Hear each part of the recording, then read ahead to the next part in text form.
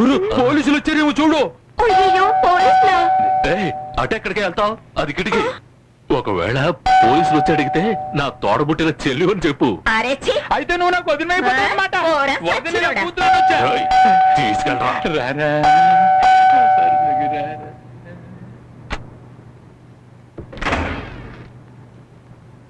గురు నువ్వేటలా వచ్చావు? రా రా రా రా. ఈ అతిథి గృహం నిన్ను ప్రేమతో ఆహ్వానిస్తోంది. రాగురు రా. రాగురు వచ్చి కూర్చో. కూర్చో గురు కూర్చో. లేదు పర్వాలేదు. సారీ గురు, ఆ రోజు నిన్ను కాపాడడానికి నాకు ఇంకే దారి దొరకలేదు. ఎందుకు నన్ను మీరు సారీ అడుగుతున్నారు? ఎంత పెద్ద ఆపద నుంచి మీరు నన్ను కాపాడారు. ఏంటి గురు నన్ను మీరు అండి అని తెగ గౌరవిస్తున్నా? పోలీసులు బాగా కొట్టారనుకుంటా. కొట్టడమా? మక్కెలు ఎరగదీసేశారు గురు.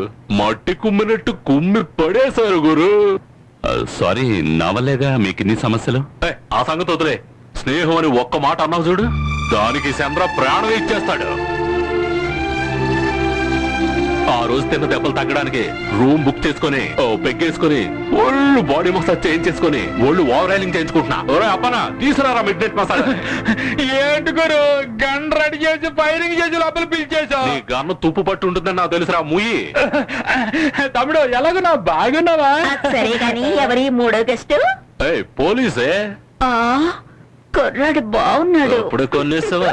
నువ్వు రాగు. నువ్వేం చేస్తావంటే కూర్చో గురు. కూర్చొని టీవీ చూడు. టీవీ చూడు. లేదు అలాగే అప్పనా ఒప్పాడోడ్రా. ఇన్ని రోజులు వీడు బట్టతలోడ్రా.